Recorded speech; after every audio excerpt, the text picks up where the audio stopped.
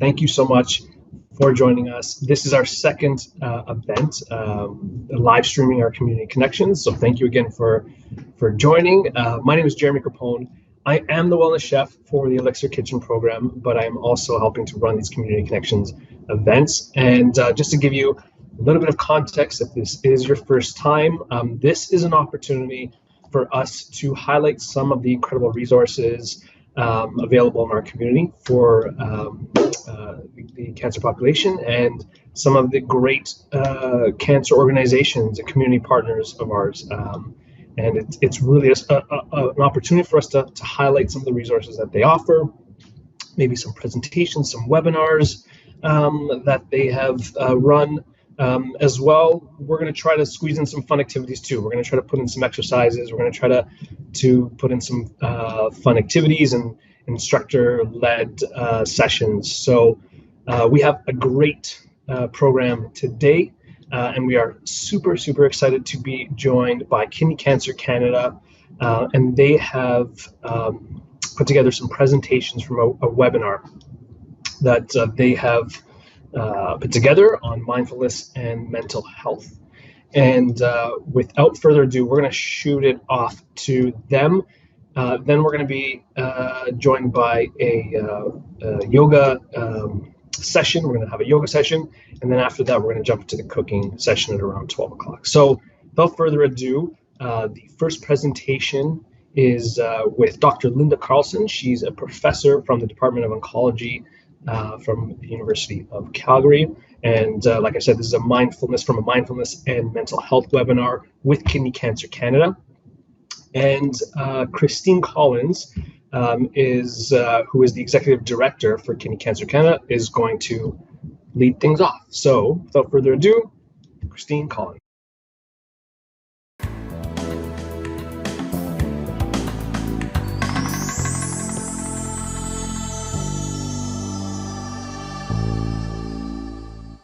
Hello and welcome. Kidney Cancer Canada is excited and grateful to be working with ELLICSR Kitchen again. We always have a great time and we always learn something new. I hope this presents that opportunity for you. The Community Connections edition is an excellent way for patients, caregivers, and the cancer community to share information. I will be back a little bit later to offer more information about Kidney Cancer Canada.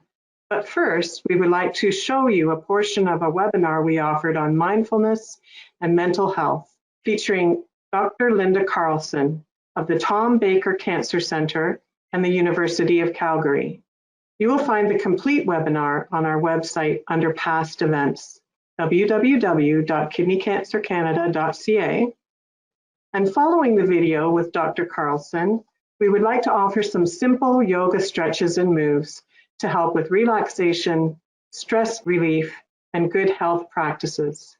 One of our patient supporters and volunteer, Nancy, will lead us through this session. Thank you, Nancy. I know this has been an important part of your healthy practices. Get comfortable, and I hope you enjoy. Thank you.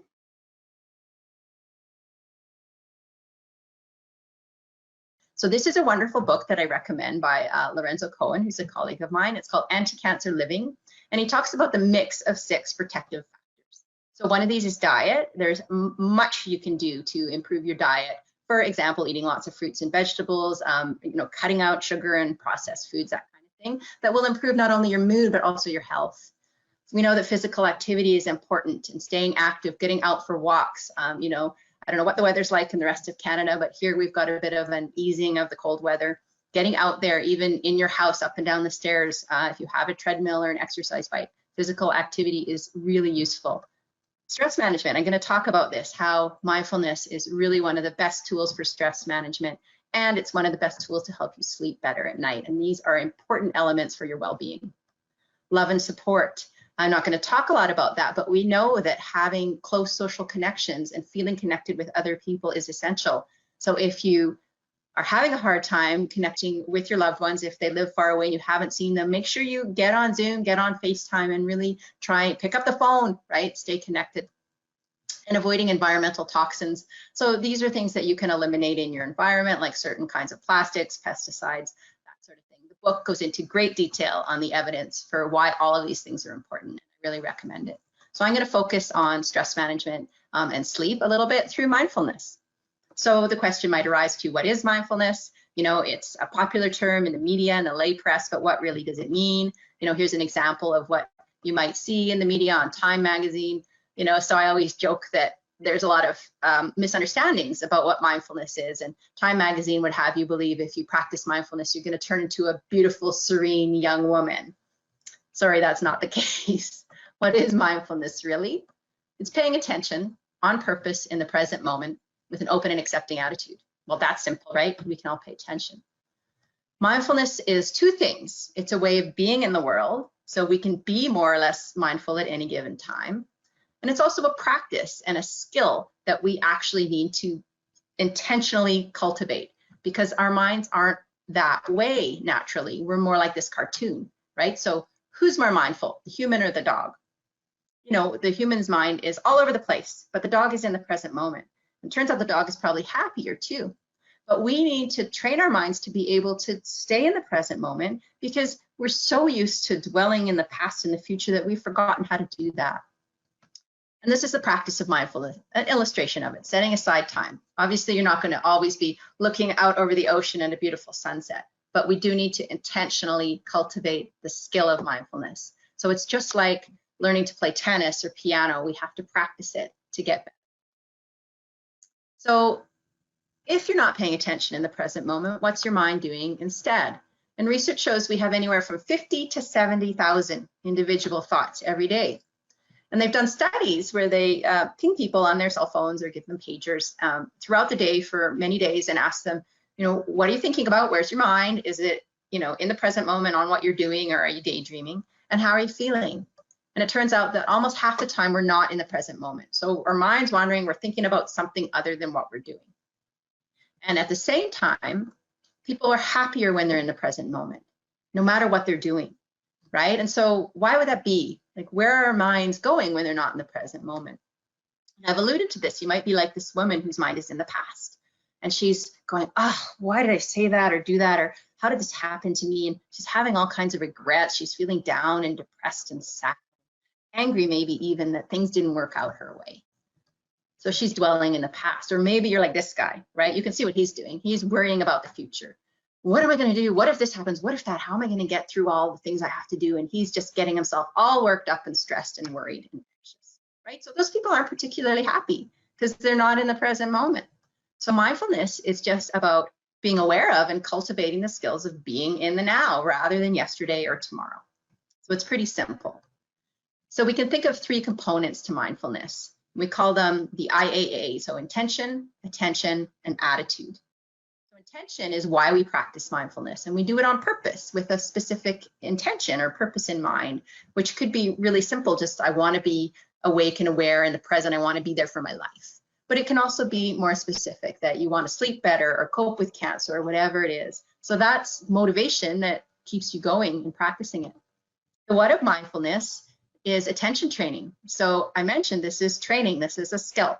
You need to practice this on a regular basis so that your mind actually is, your brain actually changes when you practice mindfulness. It grows new neuronal pathways, new connections in your brain that support happiness and the ability to be in the moment. And the other pathways that are stronger maybe now that go to depression and sadness and rumination and worry become weaker. But we have to practice the what of attention training. And it's also important how we do this. So that's the attitude, because we can be really hard on ourselves, because it's hard to do mindfulness at first because, you know, to pay attention, because you'll notice your mind all over the place and you're judging. And so we have to be very patient and kind and say, wow, I had no idea that this was what my mind was up to. Isn't that funny? Isn't that interesting? And really accepting our experience. So there's certain attitudes of mindfulness that are important, and I won't spend a long time on these, but non-judging, so accepting our experience with patience, right? This idea of letting go of things we can't control, and non-striving. So non-striving is about, you know, it's kind of paradoxical, right? Because if you want to, I mean, relaxation and sleep are two great examples, right? If you want to say, I want to relax now, I have to try harder to relax, right? It's not going to happen. And the same thing, I need to sleep, I really need to sleep. It's really important that I sleep. Well, you're gonna be up all night. So you have to let go of wanting something so badly and just being in the moment, trusting the practice. And beginner's mind is sort of being open to things and seeing yourself as if for the first time. And I always joke and say, you know, these attitudes might seem kind of far out, but you could practice the opposite, and that would turn you into a judgmental, impatient, rejecting, grasping, striving, suspicious, know-it-all, right? And maybe you know people like that. Maybe you are like that, but it's not a fun way to be. It's basically a recipe for stress, right? And so we talked about these myths around mindfulness. So it's important to think about what mindfulness is actually not. And it's not the same as relaxation, although you may feel relaxed. It's not hypnosis, which is useful for some context, but it's not goal-directed and sort of that absorption that you get in hypnosis. It's not a prayer or a religious practice, although it is compatible with every religious practice or any religious practice you may have. And really importantly, it's not clearing your mind of all thoughts, like the women on the Time magazine. It's not always peaceful and calm. So this is the biggest misconception. Mindfulness is just about awareness of your experience, your thoughts, your feelings, your bodily sensations, your level of tension as it's happening, right? So we can be mindful of being sad, anxious, angry. We can be experiencing those things and still be mindful of them, still be aware of them. And when we become aware of what our experience is, then we have a window or an opportunity to change the way we respond to these things that are always bombarding us from the outside. So that's really important. And that's why people often get frustrated when they start to practice mindfulness, because they're like, well, my mind's all over the place. I'm doing it wrong. It's not working. No, it is working. If you notice your mind wandering and you bring it back, every time you bring your mind back to your focus, which may be your body or your breath or whatever, every time you draw your mind back, you're strengthening a pathway in your brain that the ability to pay attention in the moment. So why do we practice mindfulness? Because we recognize the only certainty in life is change. Things are constantly changing, but we don't like that. The unwillingness to acknowledge and act upon this reality is, some say, the root cause of all suffering. It's trying to force things to be a certain way or stay a certain way or go a certain way. It causes suffering because it's fruitless. So mindfulness is the process by which we face and accept the inevitability of change. So here's a great poem that I really like about, being in the moment, what your life is like if you can be in the moment. I went to the woods because I wished to live deliberately. You don't have to go to the woods to live deliberately, but you can do this anywhere. To front only the essential facts of life. See if I could not learn what it had to teach, and not, when I came to die, discover that I had not lived, right? And if we're not paying attention to our lives as they're happening, that's the inevitable conclusion. You come to the end of your life and go, what happened? I missed it, right? Or I was so busy worrying that I missed all the beautiful moments, and that would be a tragedy. So here we'll just, I know I started late and I don't want to go over, but I do want to take a moment to just do a little check-in, a mindful breathing exercise with y'all. So we'll just take a minute and you can look at this beautiful wave, or you can shut your eyes. And I don't want you to do anything to change your breath or anything. I just want you to pay attention to your breath. So I'm going to ask you to put one hand here on your chest and one hand lower down around your just below your belly button in your abdomen. Notice any judgmental thoughts about the size or texture of your abdomen, let those go. And we're going to just pay attention to our breath. So don't change it at all, just pay attention, be mindful of it. And you can allow your eyes to close if you want. You can sit up a bit straighter and just feel the breath coming in and out. It's going whether you pay attention or not, right? So inhale. Feel the movement and notice where, and then exhale. So notice where in the body you feel the movement and which of your hands is moving. So as you breathe in, how long is the breath? How smooth? Where do you feel the movement in your upper or lower arm? And then as you transition to breathing out, where is that movement? Again, don't change your breath. Don't try to make anything happen. When your mind wanders, which it probably will, that's okay. Just bring it back to being a breath detective. So what can you notice? What can you learn about what happens in your body as you breathe? And if you find you notice tension in your neck or shoulders or your belly, you can choose to release it if you want.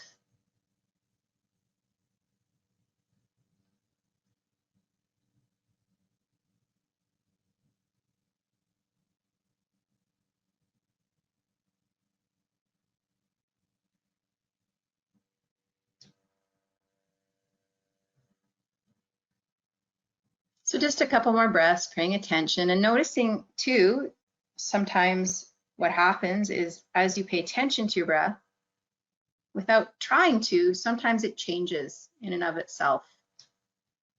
And usually the change that happens is that it becomes a bit more calm and slow, and you might feel a bit more relaxed or not. So let's stop that now, drop our hands. We can discuss this at the end, what the experience was like for you, but let's carry on now. So I want to tell you about a program called Mindfulness-Based Stress Reduction that trains people in this skill or this capacity to be mindful. It was developed by a guy named Jon Kabat-Zinn. You can see his book there. It's called Full Catastrophe Living. It was the late 1970s he started doing these programs, and he really saw an opportunity to combine stress reduction, standard stress reduction, with mindfulness meditation techniques. And so he developed this structured 8-week program that he started offering at his hospital.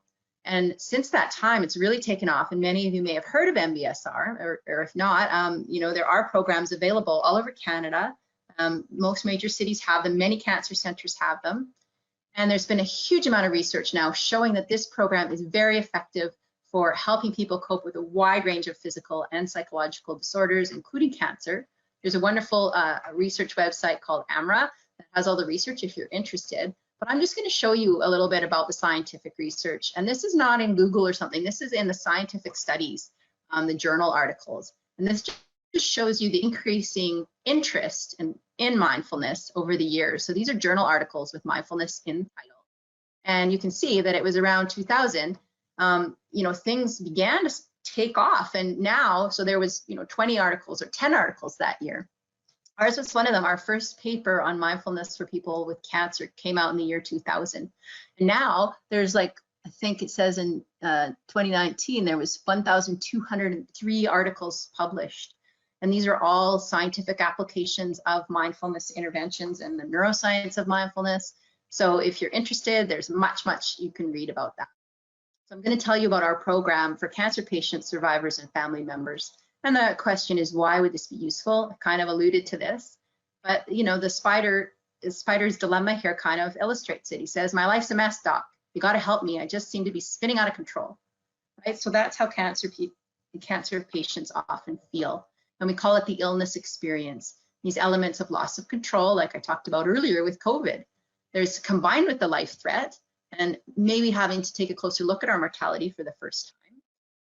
Which can be a wake-up call and, you know, a good exercise, but it's also frightening and upsetting for many people. There's this loss of routine and predictability and certainty. You know, you have to take time off work. You don't know what maybe your prognosis is going to be down the road, if it might come back. All sorts of feelings of sadness and grief, loss, anger, depression. There may be shame, you know, self-blame, guilt, and symptoms like pain, fatigue, sleeplessness, fear of recurrence. So no matter how good the prognosis, it's often there for people is it going to come back? When is it going to come back? How is it going to come back? So they're hypervigilant. But it turns out that these approaches to mindfulness, the skills in regulating emotion, attitudes of acceptance, letting go, there's a real strong emphasis on self-compassion. These things really help people cope with all these difficult things that are part and parcel of dealing with cancer. So here's our program here called Mindfulness-Based Cancer Recovery. We started doing this in 1996 with some of my colleagues. And in 1998, we put together the MBSR model from Jon Kabat-Zinn, and we devised our own program at the Tom Baker Cancer Center that's open to all cancer patients and family members. And it's done in groups of 15 to 20 people over the years. So we've had thousands of people go through. And we have research studies in our program. So it started as an 8-week program. Now it's 9 weeks and about 2-hour weekly meetings. There's usually 1 or 2 instructors. And there's always a discussion around, what is mindfulness, attitudes of mindfulness, stress reduction, mind-body medicine, and mind-body connection. And then we do mindful movement, yoga, and meditation practices, different types. And there's a booklet, and people do daily practice at home to develop the skill of mindfulness. They keep track of how much time they spend, and we have a retreat, a longer retreat near the end of the program. If you want to read about the program, Michael Speck and I wrote this book that goes through it week by week, everything in the program. It has guided meditations, it's patient-centered, and it's for people to do a home study of their own. It's in a whole bunch of different languages, French, Dutch, Spanish, German, couple of versions of Chinese, and some other ones as well. So it's highly available for people. The types of meditation practices we train people in this program are quite variable. So one's called the body scan. You see all those people lying on the floor. They're not sleeping, they're busily scanning their bodies. So they're taking their attention from their toes up to their head very slowly, learning to tap into what kind of sensations we're actually feeling in the body, reconnect with the body through the body scan. And there's sitting meditation. You see the guy in the chair, you don't have to sit all tangled up like a pretzel to do meditation. We might do walking practice. You see the people slowly walking in a line. It's just about paying attention as you're walking. Open awareness, which is sort of opening up to all of our experience. We use imagery like mountains and lakes, and we practice loving kindness, which is a type of meditation too. And there's also an element of yoga, which we call mindful movement, because really it's just paying attention to how we move our bodies and how that feels. And for people who've been through cancer, it's really important to get to know your body again, refriend it in a way, because things may have changed through your treatments and surgeries, and your level of energy is lower, your flexibility, your strength. So it's a way to rebuild that and to reconnect. So I'll summarize our research results really quickly. And we've been doing these studies, as I said, since the year 2000. So first we looked at symptoms that people were suffering from and measured these before and after and compared to other groups who weren't doing the program, and saw big improvements in people's symptoms of stress. So this includes like muscle tension, as well as things like racing heart and, the ability to focus and sleep and all those things. We saw improvements in mood, like anger, anxiety, depression symptoms. Again, people sleeping better, less fatigue, and then less of that rumination and worry as well. And we've looked at partners who participate, and they also show improvements. And then we looked more at, can we not only decrease symptoms, but help people thrive, improve their psychological well-being. And we did see improvements in overall quality of life, spirituality, which is a sense of really just feeling connected with something larger than oneself, post-traumatic growth, which is kind of this idea of finding a benefit in a traumatic experience. And so the spirituality and post-traumatic growth are around finding like purpose and meaning in life and living in an authentic way, and using the cancer experience as a catalyst to examine one's values and how you want to live your life, and overall improvements in how mindful people are. And we've also taken all sorts of biological samples and looked at things like blood pressure, which decreases over the course of the program.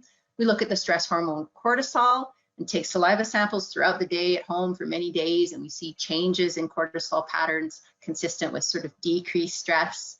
We see less inflammation in the immune system, a stronger immune system. We've even looked at telomeres, which are the little tips of chromosomes right within the DNA. And one of our studies was the first ever to show that these kinds of practices, mindfulness, could affect what's happening in the telomeres. And media is really excited about that. And you see there was a number of articles. So this one from the National Post says, yoga and mindfulness practices assist breast cancer recovery at a cellular level. And lots of articles around the world saying world first evidence suggests that meditation alters cancer survivor cells. And this one I got a kick out of through Scientific American, changing our DNA through mind control. We're not actually doing mind control, but we are changing your DNA. So it really gets in the body, these practices. So what I'm going to do now to finish is to share with you a number of really simple breathing practices that we do in our program that we call minis. And these are things people can use anytime. So first I have to tell you a little bit how the nervous system works. So we can break the nervous system down into things that are voluntary. So for example, or somatic, if I want to raise my arm. I say I'm going to raise my arm, and I raise my arm. You're doing that by voluntary control, right? But there's lots of things in your nervous system that happen automatically through the autonomic nervous system.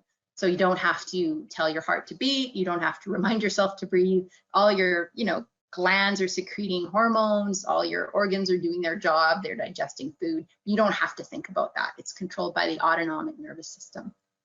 And within the autonomic nervous system, there's two what we call arms or branches.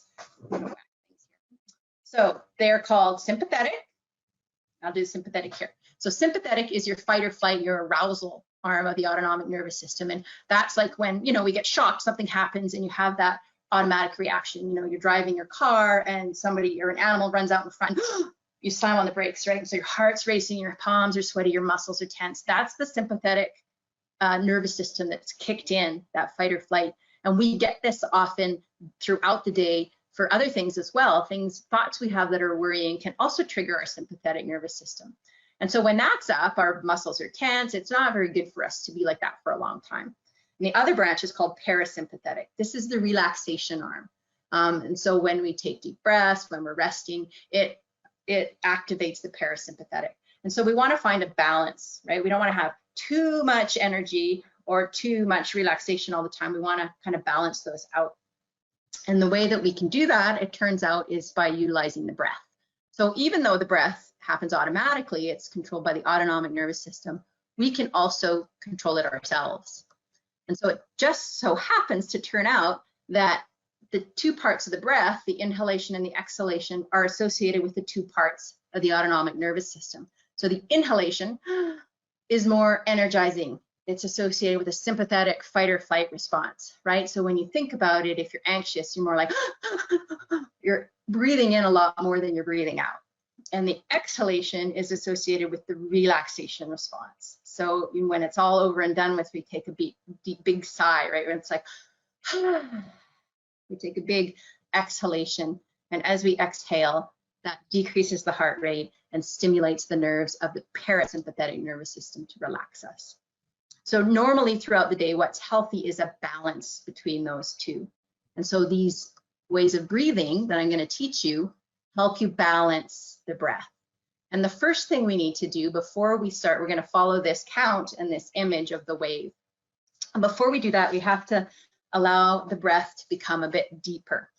And so we're going to let the belly soften and sit up. If you're slumped, just try and sort of sit up upright. Put your feet on the floor, flat on the floor, and it might help to put your hand on your belly. But we're going to try to get the breath long and slow up to a count of 4. And we don't want to force it. We don't want you to start feeling lightheaded or dizzy. So if you do, just stop. But the idea here is to let the breath naturally become slower. And then you can use this image of the wave so that as you breathe in, it's 1, 2, 3, 4. And as you breathe out, 4, 3, 2, 1. 1, 2, 3, 4. And find your own pace that's comfortable for your breath. So you can close your eyes and visualize that wave, or just look at the picture and try it for a few breaths. And as you exhale, feel your shoulders dropping down, your belly dropping down as you exhale, and then see how smooth you can make the transition to the inhale.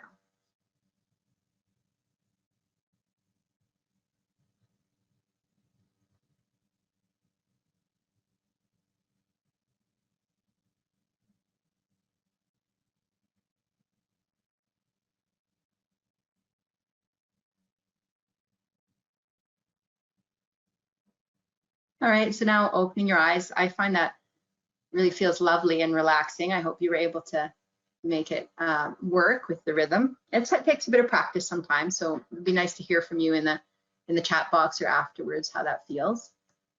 This one's a little trickier for some people. We call it the square breath. It's still balanced, but here you get a box or a square. We're going to hold or pause with our lungs full. So we're going to breathe in, say it can be a square or a rectangle. So if you breathe in, say for 4, and you hold for 4, that's more of a square, but you can also breathe in for 4 and just hold a little bit for maybe 2, and then breathe out for 4 and hold at the bottom with your lungs mostly empty. So a tip here is when you pause, you want to have your lungs mostly full, or at the bottom mostly empty, but not entirely, because then you might feel like you need to gasp for breath. So try it and visualize that square or that rectangle as you're breathing in and out, and add that little hold or pause.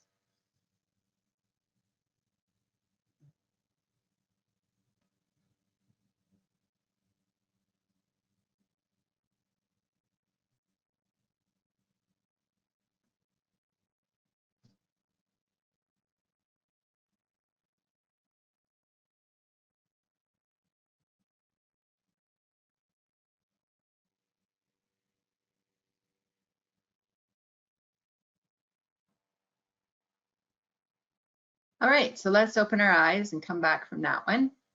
I'd be curious to see how that feels for you. So often people say, oh, they didn't like the holding at one end or the other, or they liked it better at one end or the other. And there's a reason for that. They feel different for sure.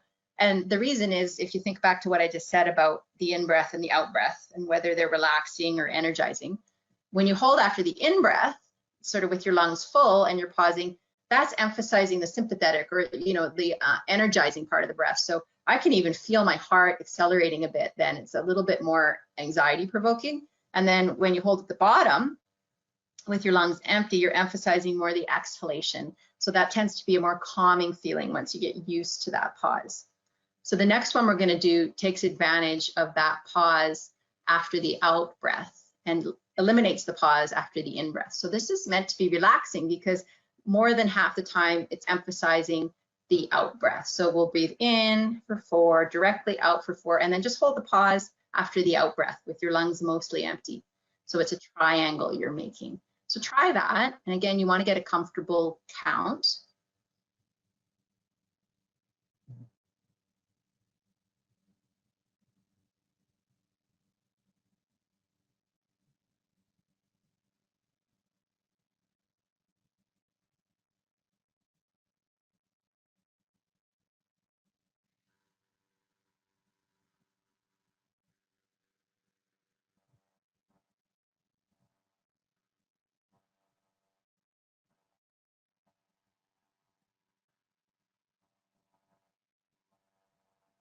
All right, let's open our eyes. Hopefully you got the hang of that. And again, I'd be curious to hear how that felt. And then the last one is the opposite. It's an invigorating triangle breath. So the emphasis is on the inhalation and the pause with your lungs full. And then so let's do it this way. So we're breathing in, we're holding with our lungs full, and then we're breathing out, and then in again immediately and holding. So try that.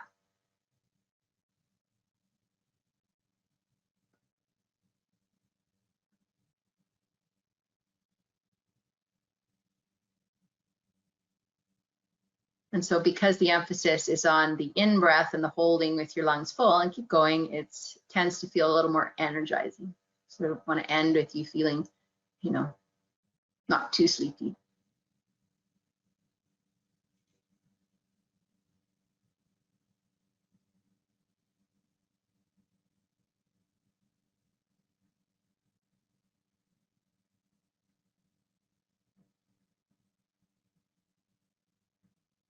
All right, so let's come back from that one. So we've called these all mini exercises, mini breathing exercises. And, I would really encourage you, there are things you can do anywhere, anytime. You don't have to close your eyes. You can do them when you're in sort of stressful situations, or you're waiting, you're having to get a blood sample drawn, or you're at a red light, or you're in line at the grocery store, or you're in a situation where you're starting to feel worked up, or you're anxious, or you're getting angry with someone. Take a pause, do some of these mini breaths, and you'll find that often, once you get the hang of them, they can really take down your level of anxiety and arousal, so you feel much more calm, and you have more capacity to cope with whatever's coming your way. So I'm just going to summarize what we talked about. Mindfulness is present moment, non-judgmental awareness with acceptance of whatever's happening, because it's happening. It's a way of being in the world that's cultivated through intentional meditation practice. And so programs like MBSR and MBCR, that's the cancer one, they train people in mindfulness and help decrease a range of symptoms like anxiety, stress, depression. And mindful awareness, using things like the mini exercises, can help people cope with everyday stressors.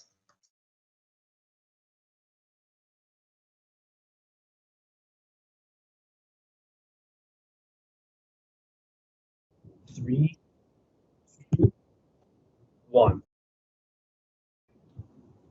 And welcome back. Thank you so much to Dr. Linda Carlson for that presentation and for those breathing and mindfulness exercises. Super relaxing, and thank you for sharing. And again, this presentation was from a Kidney Cancer Canada Mindfulness and Mental Health webinar. So again, thank you to Kidney Cancer Canada for providing that presentation. Coming up next, we have a gentle seated yoga session with instructor Nancy. And Nancy is an incredible volunteer for Kidney Cancer Canada. She's also a kidney cancer survivor. And she is going to take us through a very relaxing and gentle seated yoga exercise. So without further ado, Nancy. Hi, my name is Nancy. I have kidney cancer and I have been living with it for the past 8 years.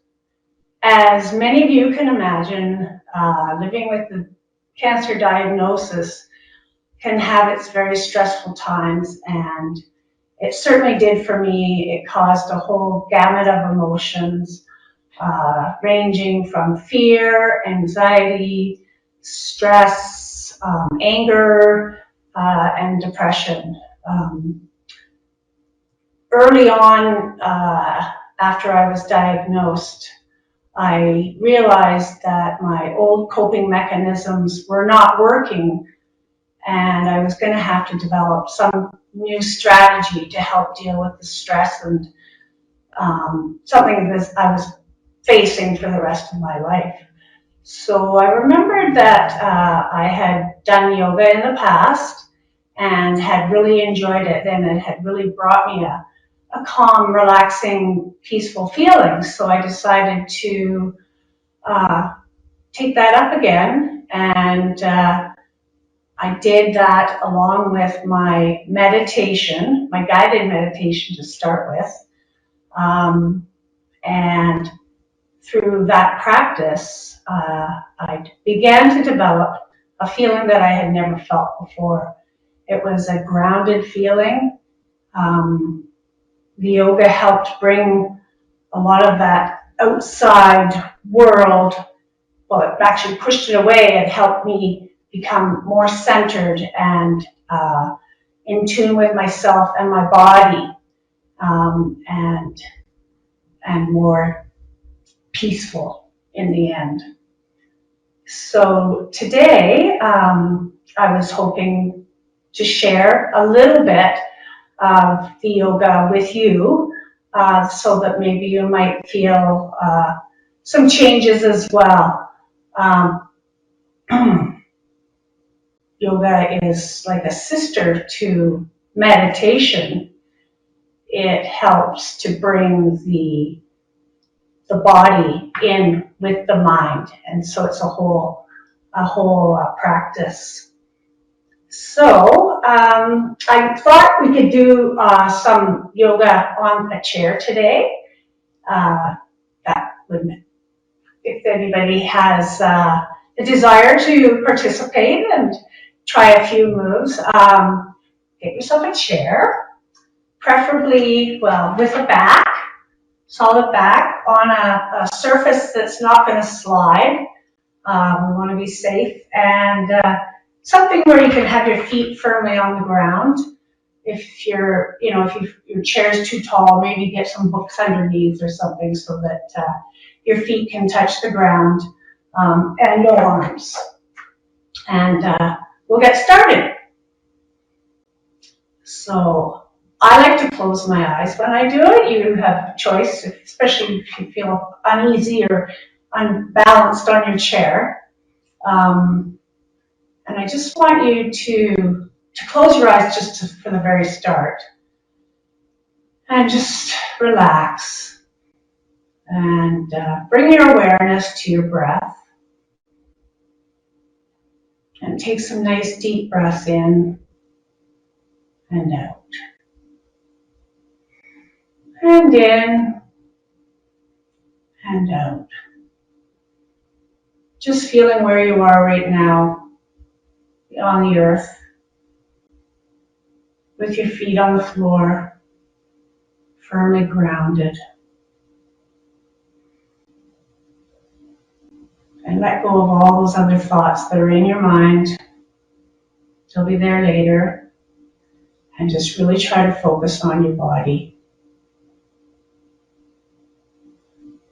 Try and bring some awareness to any areas that might be talking to you right now, that might be uncomfortable, that might be in pain.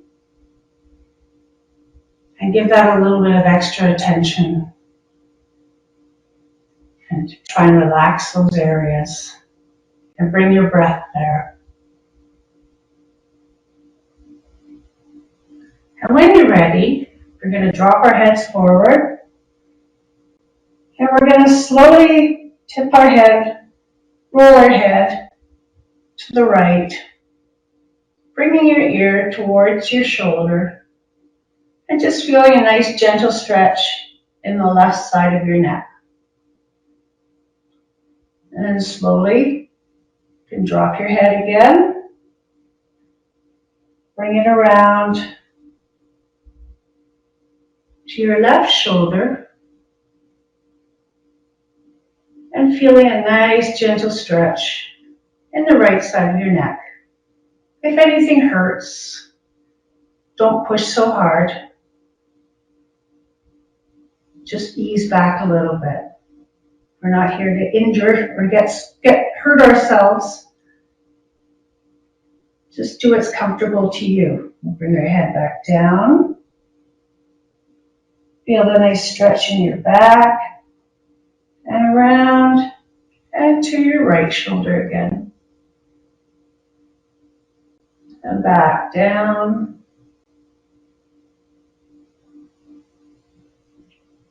To your left shoulder.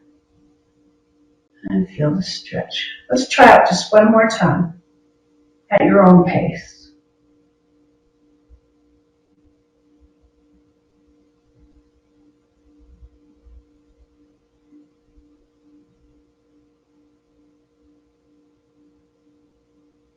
All right. And when you're all done, bring your back. Head back to the center.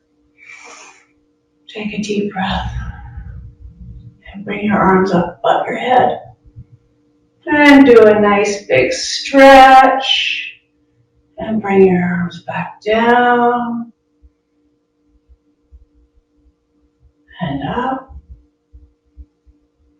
When you think about it in the day, and down. We spend most of our time all hunched over forward. It's not very often we actually take the time to lift our bodies up and just stretch the spinal column, giving some space to everything. And down.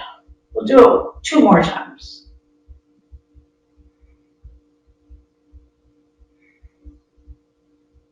Deep breath in. And let it go. Okay. And back down. And now, in our seats, we're just going to come a little bit forward to the edge of the chair, keeping our hands behind you. We're going to do a chair version of the cat-cow. A lot of you have probably heard of that one. It's where you expand your chest out with a deep inhale in. And an exhale. Roll your pelvis back. And let it go. Deep in breath. And let it go. This is great for desk workers. Yoga doesn't have to be a formal, we'll do another one. Yoga doesn't have to be a formal practice with a mat whenever you do it. You can even take 10 minutes just when you're at the office and just do a few simple stretches and out.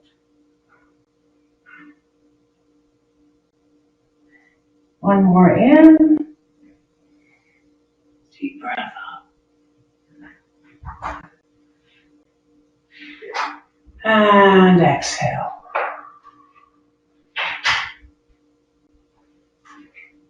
Okay. Now we're going to turn sideways on our chair. And we're going to reach with our left hand over to the edge of the back of the chair. And we'll bring our right hand to the corner. And we're going to look ahead. And we're going to just do a little bit of a spinal twist. Take a few deep breaths in this position.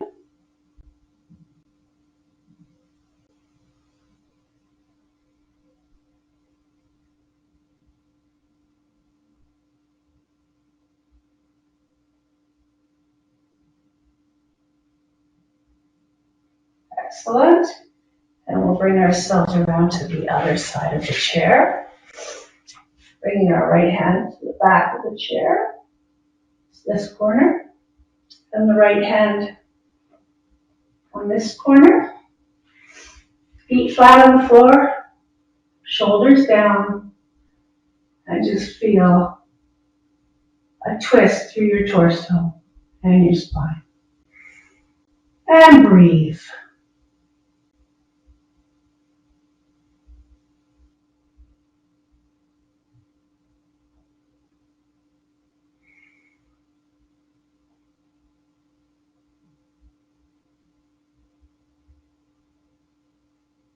Excellent.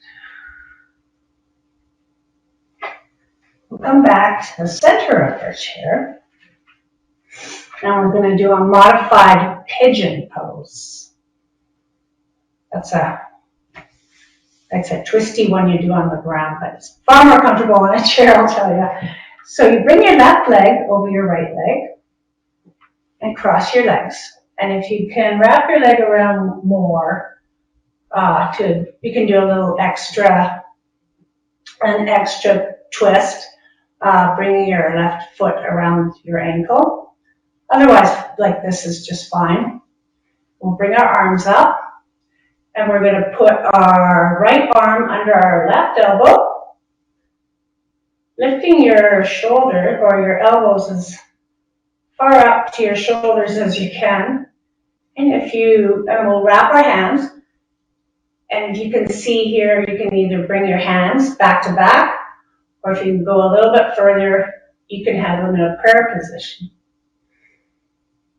And just remember, breathing brings relaxation. Time brings relaxation. You can't rush. You can't rush your muscles just to relax. You do it slowly, and that's why yoga is a practice. And sometimes we do it, and sometimes we don't. And we go back a ways, which is what I have done, and you start again. And you just keep practicing. You never really win, but you might feel some changes. And then you bring your arms around, feet back on the floor, and we will put our right leg over our left leg. And if you can wrap your foot around, that's fine. You can try that too. Bring our arms back up, and we'll bring our left arm under our right.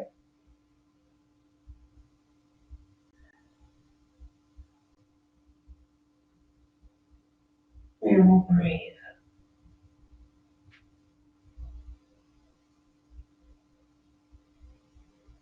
And we'll unravel ourselves. I'm just going to have a very small sip of water. And if you have some water and you need some, make sure you drink. So we'll bring our right leg over our left. And bring our knee as far down as we can. And this is good for opening up your hips. Feel at my right hip. And if you have anything left in you for stretching, you can bring your chest forward towards your ankle. And just feel the stretch it's in your gluteus, your butt muscle.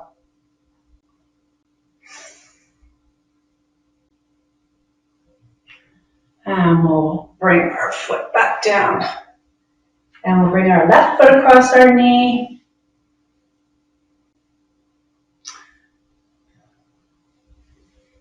And if that's enough, you could just stay there. If that's too much, you can always bring your leg in a little bit so it's not so hard.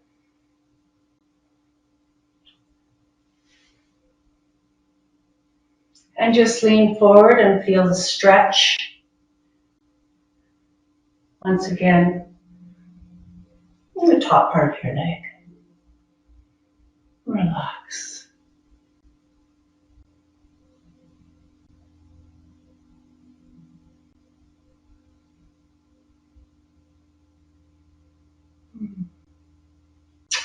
And when you're all done, you can sit back in your chair, feet flat on the ground, hands on your knees or wherever they're comfortable. And we'll just finish our practice with a nice Shavasana, which if you're doing yoga standing, that's where you're lying on your mat. But we'll just finish sitting on our chair and remembering where we started. Maybe reflecting on where you started today, your practice, and if you feel any subtle changes.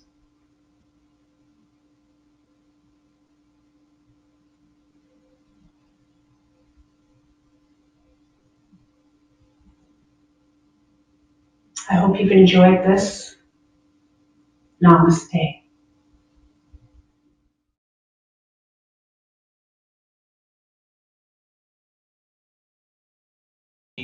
2, 1. And welcome back. Thank you to Nancy again. Hopefully you did enjoy that gentle seated yoga session. That was super relaxing. Really appreciate that. And just a huge thanks again to Kidney Cancer Canada for providing these presentations and sessions for us from their webinar. Really appreciate it. And with me now, we are joined by Christine Collins, Executive Director of Kidney Cancer Canada. Thank you, Christine, for joining us today. Hi, I'm so glad to be here, Jeremy. I have so much fun working with you. So I'm glad and grateful that we're able to be together again. And I'm just going to take just a couple minutes. Can you hear me okay? Absolutely, yes. I'm just going to take a couple of minutes to just let you know what Kidney Cancer Canada is all about. And I hope that everyone enjoyed the mindfulness presentation with Dr. Linda Carlson and the yoga session with our volunteer Nancy. And I know I've learned lots from these presentations, and I hope you have too. If you'd like to see the complete presentation by Dr. Carlson, you can find it on our website, www.kidneycancercanada.ca. And you'll find a wealth of information on our website. In past events, you will find Dr. Carlson as well as many of our webinars, educational sessions with doctors and healthcare providers, past forums that offer a wealth of information. We kind of go from diagnosis to surgery to treatment, answer all your questions and provide good information there. We also have a video knowledge library, and many people find this very valuable. It answers your questions in video format that by kidney cancer specialists from all across Canada. And you can pretty much find almost any topic there. So please check in and check it out if you have any questions. Kidney Cancer Canada is a national patient-focused organization. We are all about kidney cancer patients and their caregivers. Our pillars are support, education, advocacy, and research. We have one-on-one patient and peer support offers. We have coffee. It's a safe place where our patients and caregivers can join. Bring your favorite beverage, get comfortable, and we talk about many different things that patients and caregivers go through while facing a kidney cancer diagnosis and going through the treatment. We have mindfulness and mental health and even art therapy sessions on our website, because we believe that the whole patient needs to be treated, mind, body, and spirit. Approximately 7,500 Canadians will be diagnosed with kidney cancer this year. It is a unique disease, and the treatment of kidney cancer is often very unique as well. But we are here to help you. You can give us a call on our 1-800 number, 1-866-598-7166, or email us at info@kidneycancercanada.ca. You will find all of this contact information on our website. So www.kidneycancercanada.ca. I wanted to let you briefly know before we join Jeremy in the kitchen, because that's where the fun will start. This Sunday, November 25th, is our national forum. It's for patients and caregivers. It's an all-day event. You will learn so much, right from diagnosis through, we have a speaker on cryo and radio frequency ablation. We have an adjuvant therapy doctor that is going to be speaking to this particular treatment. We're going to have a panel of doctors on oncology and surgery. And I think that you will find it a worthwhile investment in your time if you join us. All you have to do is go to our website. There's a banner across the top, and in that banner says register. Please take a look. Please check us out. And I hope that if you do have kidney cancer or you know of someone that does, please share that information with them. And I think it will be worth their time and effort to join us. Just remember, we're here to help you, and we're always available. Just reach out, and if we don't have the answers, we'll try to get them for you. So thank you so much for letting us be here, Jeremy, and I'm looking forward to having some fun in the kitchen. It's a pleasure always having you, Christine. Thank you for joining us. And Hello. again, just some information on the Kidney Cancer Canada National Forum. Where can they register again for that? If they come to our website, www.kidneycancercanada.ca, they'll find a nice big banner right across the top, and it has register right in the center. Just click that button and they can register for it. And we'd love to see them there. Fantastic. Yeah. Thank you. And we'll post that information as well. Make sure you get that out there. Okay. And also, I'll just quickly mention as well, if you are interested in other mindfulness programs, UHN does offer a mindfulness-based stress reduction program and a mindfulness-based cognitive therapy group. And you can find that at uhn.ca, and we'll provide that information in the details in the video. But again, huge thanks out to Christine again and Kidney Cancer Canada, and as well as Dr. Carlson and Nancy with that excellent yoga session. Thank you again for everyone joining us today for our Community Connections event. We're going to take a very, very short 1-minute break to get ready in the kitchen to start our cooking and nutrition class. So we will see you again soon. Thank you and have a great day. Thanks.